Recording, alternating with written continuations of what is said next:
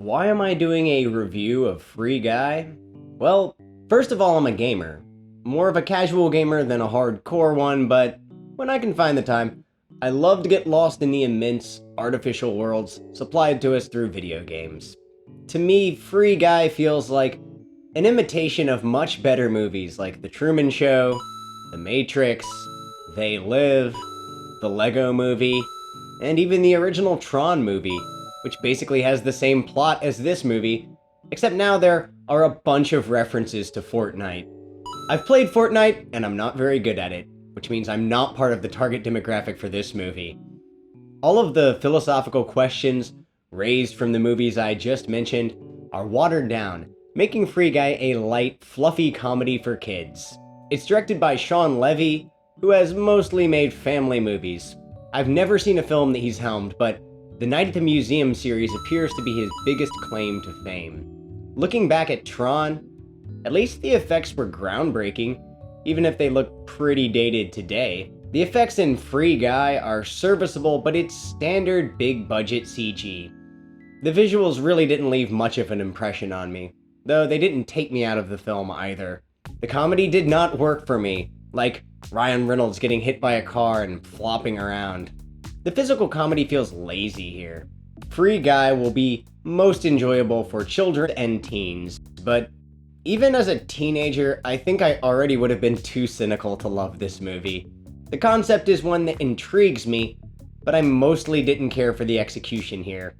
It's closer to Ready Player One or Space Jam: A New Legacy in terms of referencing other popular IPs to trick your brain into thinking that the movie is better than it really is. There's also the inclusion of a bunch of YouTubers in the film, and these must be fictional characters that were made up for the movie, because I've never heard of any of them.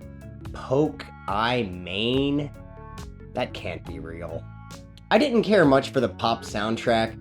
The use of the song Wrecking Ball during an action comedy moment was intended to be cute, I think. The Mariah Carey song Fantasy is integral to the plot, and I'm sorry, I've just never been a big fan of her music. The leveling up montage wasn't all bad though. The Logic track gave it some energy. In the end, the soundtrack doesn't feel very personalized. There are two stories going on. One of a video game development company who has created a game called Free City that is essentially Grand Theft Auto, an artificial open world where players can assume avatars and wreak havoc. The second story is of the Ryan Reynolds character, referred to as Blue Shirt Guy. Blue Shirt Guy. Who is he or she, indeed? Maybe as a play on the disposable red shirt guys from Star Trek. Blue Shirt Guy is a random NPC in the game. He's programmed into an infinite loop, like one of the robots in Westworld, or even Bill Murray in Groundhog Day. In a scene lifted from They Live, he finds a pair of magic glasses that allow him to witness the true nature of his existence. Except in They Live, there was a biting social commentary about the media and class struggle, where Free Guy is more about how we should celebrate AI becoming self-aware. The title of the film has a double meaning because Free Guy is a slang expression for an extra life in a video game, but the title is really about how the Ryan Reynolds self-aware AI character should be freed from the bounds of the game. It's like the inverse of the Terminator franchise, or Ex Machina. Every player in the game wears gamer glasses, which allow them to view their HUD. These goofy glasses are how you can distinguish the gamers from the NPCs. I don't want people to think that I'm an NPC. Try these on. Look, you crazy mother.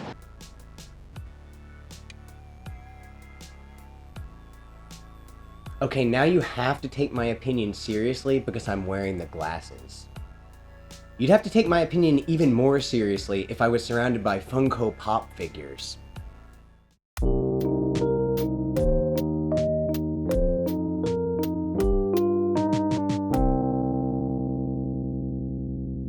Guy wears the glasses, which disrupts both the world of the humans and the code inside the game, as AI are not meant to understand what they really are. It later turns out that the character Keys, yes, that's the character's name, played by Stranger Things' Joe Keery, snuck in some code that had the ability to learn and grow, and this code eventually developed into Guy.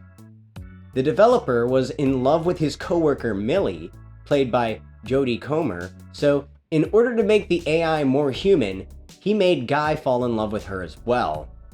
There's a scene where Keys explains to his coworker that he based the code off of her. So I had to base this girl off of someone, and who better than the person that I was sitting next to every day? You. Millie, knowing that the character of Guy is in love with her, does not put the pieces together that Keys is in love with her until a big reveal at the end where Guy has to explain it to her. I'm just a love letter to you. Somewhere out there is the author. How could she not have realized this by now, given the dialogue from the earlier scene? I suppose that dialogue was only meant to explain to the audience, while she was supposed to be oblivious. The antagonist is the sociopathic head of the video game development company behind Free City, named Antoine. Taika Waititi's comedy did not work for me in this role. To me, it was like a lesser version of the weird, antisocial developer in Grandma's Boy who wore a trench coat and imagined that he was a robot. I appreciate Taika Waititi as a filmmaker, I just didn't care for him as this one-note antagonist. Something didn't feel real about the character. It felt like he was just doing an impression or improv comedy the whole time.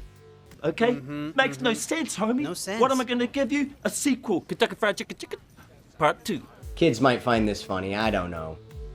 I also don't care for the depiction of gamers as sociopathic morons sucking on Twizzlers in front of their Deadpool and Rick and Morty posters, while imagining themselves as Channing Tatum. This character's online avatar is named Revenjamin Buttons, which I'll admit that's actually kind of funny.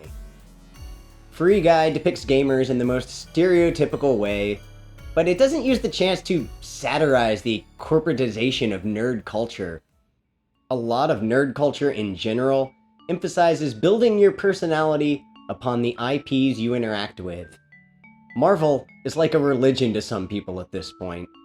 To me, they're just fun movies. Sometimes they're good and sometimes they're bad, but there's a lot more to appreciate out there in life, and Free Guy all relies on references to things that it knows that you already like. There's a little commentary about abusive practices by game companies that could have been explored more, but in the end, Free Guy plays it super safe. Even the Lego movie was deeper than this.